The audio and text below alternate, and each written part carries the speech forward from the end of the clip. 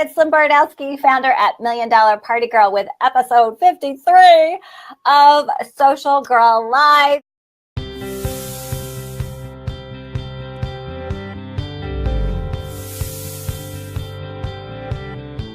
I have a special guest, Amanda Buckle-Pinot. Wait, did I say that right? Right. I'm like Pinot Grigio? That was so easy. Amanda is a 2-star Tupperware director. If you don't know what that means, it means she's very successful. She has left her corporate, well, not corporate, but she actually had a daycare. Was that in your home, Amanda? In-home daycare, yeah. Okay, so you were already an entrepreneur with your own in-home daycare and was able to leave that as a result of your direct sales business and built a $1 million downline with Tupperware in just a few years. What year did you start? I started 3 years ago. So within 3 years, and what really got me excited about your story is that last year you sold $300,000 in your lineage total sales, and this year $970,000. You rolled with the challenge to do a customer survey. I did, absolutely. That was the first time I even thought of doing something like that. So I just jumped on it. It was a wonderful idea to offer a survey. It was such an easy thing to do. It's like light bulb. Exactly. And did you use Google Forms? I did. I had to YouTube how to use it, how to make my own form, but I figured it out. So that was the first time you did it? It was. Well, that's even more impressive, for people that are watching and are thinking, I've never done that before. Guess what? Amanda had never done it before either. So you created your Google Forms, which is basically a virtual survey. I use them a lot. If you guys follow my Facebook party training, it's like the secret to Facebook party success, to getting those leads. And what was the booking question? What question did you ask to look for leads? I just kind of went down through, asked a few things, some of the ones that you had suggested, asking them if they were satisfied with the purchases that they made last year. I did ask if they were interested in doing fundraisers, if they were interested in hosting a party. Of course, I always include, are you interested in joining my team and making more income? Just your basic questions that we always talk about at parties. I just put it in a little survey. Again, that is step number 1, is offer people different options. Don't just say, do you want to have a party? Actually, I never recommend you ask that question. It starts with, what kind of party interests you the most? And then it's like a menu. And I think the reason Google Forms is so successful is because it's just check a box, right? It's easy to say yes. And I'm going to be talking a little bit more about that, how you make it easy for people to say yes. And I think that process of just checking the box, it's like, okay. I used the fact that I actually had the products on hand, and I just, as we talked about it and realized what they were interested in, I said, I have the products here. Why don't we get 4 or 5 friends together and I'll bring them to you? Easy. I didn't even call it a party. So that's the first way to overcome objections, is to not deal with objections in the first place. Look to identify who those leads are. Do a customer survey. A new year, a new catalog is a great time to do that. I used to do them with every new catalog for my business, and always generated. Did you get any recruiting leads, by the way? I had a couple interested in getting more information. So we do have some coffee dates set out and some phone calls. So we'll absolutely see what happens. Well, that's a yes. Right? If they want more information, that's more than you had before you did the survey. So exactly. Again, start with those hot leads. Don't just randomly call people to book a party. What about the people that say, I don't like to go to parties, right? Or no, I'm sorry. I'd like to go to parties, but I don't want to have them. So these are people that are telling you they're more interested in shopping. We need those people, right? A party is not for everybody. We need shoppers. And you always want to make people feel good, that it's just not about you looking for people to book parties, right? If people start telling you on the first meeting with you or the first interaction with you is, oh, I don't want to book a party, right? And we get that sometimes in direct sales. Like we reach out to somebody about something totally unrelated, and it's like the wall. It's like, she's going to ask me to book a party. So you always want to make people feel good that, hey, you could participate any way you want. We need people to shop. But what if you started to make a list of those people who want to be shoppers, who said, I like to go to parties? You should start creating a list of people that want to go to parties but don't want to have them. So when somebody says, I would love to have a party, but I don't know enough people, guess what?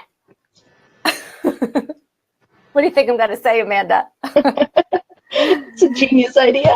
You've got a list. You're like, I got 30 people that want to go to your party. What if somebody says, I don't know enough people?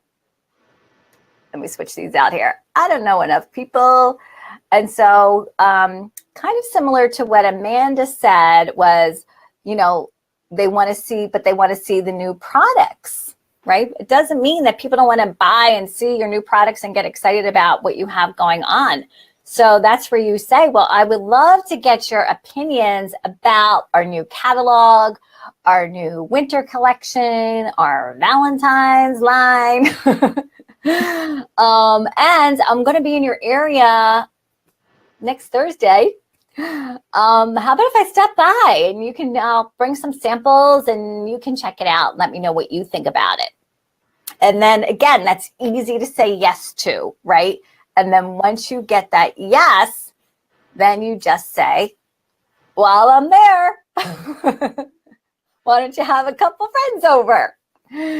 And so you're kind of taking them through those baby steps of overcoming every fear that they have. How about, I'm so busy. Sorry.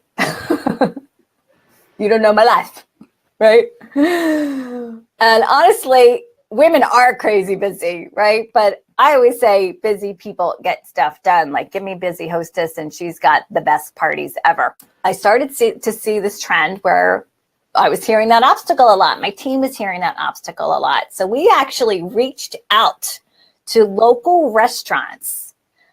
And think of like the chain restaurants that might have a private room and would love to have some people in there on a slow night, like a Pizzeria Uno or a Mexican restaurant.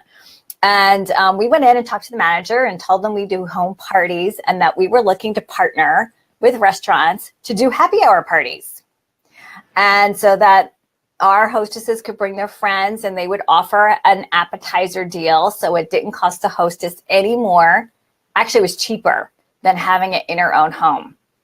And so she just bought some appetizers. Everybody got their own cocktails, again, like a happy hour price menu. And I'm telling you, we had a Mexican restaurant. I think at one time we were holding like 10 parties a night on like a slow Monday night in this Mexican restaurant. Like we probably were their entire business for months on end. And so think about, reaching out in your community. Do you have a wine room? Do you have a Pizzeria Uno or a Mexican restaurant? Go talk to the manager and leverage that you could bring business to them and see if they'll work with you to create a really fun customer experience. How about my house it's just too small. Sorry, don't have enough room. So this is the irony. They don't know enough people, but then the house is too small. So obviously that person knows a lot of people, right? It's like the opposite problem. And so that's where you say, oh my gosh, my most successful parties are dual hostess parties. We do 2 parties in one night. Women don't even go to the bathroom by themselves. We don't want to. Why should you have a party by yourself? And I would tell people like probably 60-70% of the parties I do are double hostess parties. And that way you're doing 2 parties in one night. where can we have it? Who has a bigger house that you can team up with? We'll have it at your mom's or your sister's. How about your neighbor? So you do not have to host that party by yourself. How does that sound? So how does that sound? That's the open-ended question. Again, I'm not saying, do you want to have a party? We're just going right to assuming they went to and asking them how that sounds. And when you say, how does that sound? Using that open-ended question, it helps you find out a little bit more. So maybe they say, well, that sounds great, but I don't know who would do that. then you go a little bit deeper, right? You try to name names. Who's your fun friend that just loves to entertain? Who can you think of? And then you need to zipper up and let them speak next. That's kind of the secret. Always let them speak next. How about, I don't know anybody who will buy? Not my friends. Right? And again, that's really all about the fear. They're afraid to ask their friends. It's not that their friends want to buy, because here's the thing. Women are buying the products you're selling every single day, right? Amanda, right? You sell Tupperware. Where can people find you, by the way, Amanda? What's your handle? What's your business page handle? On Facebook, it's just Tupperware with Amanda B. Tupperware with Amanda B. Okay, so you can find Amanda there. Right, so people are buying products that you're selling. They're buying makeup. They're buying pretty much every time I broadcast, by the way, I'm wearing direct sales products. I've got my Lila Rose, my little U-pin with my hair up tonight. I've got everything, all direct sales. So they're buying those products every day. So we know that's really not the obstacle, right? Whether it's clothing or jewelry or kitchen or recipes, it's things they're buying all the time. So yeah, Amy's saying she offers her house, right? And then she doesn't even have to pack up her products, right? You can have your own little show. And so actually, Amy, that was going to be my response. If they say, I don't know anybody that will buy, then you can say, I do. I've got the list of people that are ready to buy. Come on over to my house or come on over to my Facebook party and let's co-host.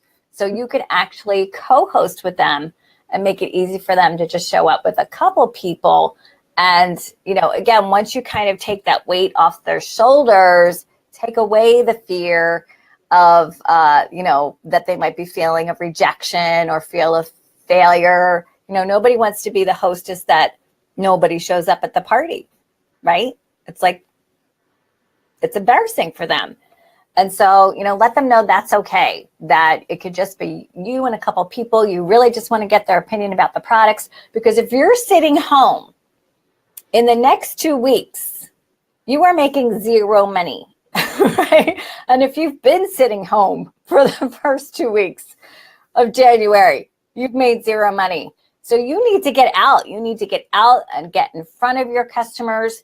And by the way, I've done this virtually as well via a quick Zoom or video chat where I've gotten their opinion on product, and I had them have a couple people come over to their house, like a mom or sister, and I sent catalogs ahead of time, and I've done that virtually as well. So you can make that work no matter where people live.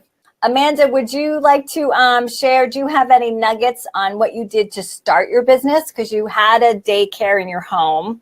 How did you launch your business that you were able to quit your job in such a short period of time? I hosted my own party. And I was that host. It was just me and one other girl there. And the consultant who had signed me up came in, and we did the party from start to finish anyway. And she gave me some extra challenges to take catalogs to friends outside the party and then come back to her a few days later with the orders. So that's what I did, because I wanted more free stuff. She had offered some free stuff for me. So I went with it, and it worked out for us very well. And I've continued to do that with all of my hosts. So you went and got the orders by sharing the catalog and didn't have a pity party. Well, maybe you had a little one. Well, I called my family. I called my mom, my sister, my core group, and then just it kind of went from there. They shared my catalog, and somebody else shared it. And you grew from there, right? Absolutely. Yeah, it was just taking 2 or 3 friends and asking them to share the catalog is really what it was. All right. Thanks, everyone. Thank you for joining us, Amanda. Thank you.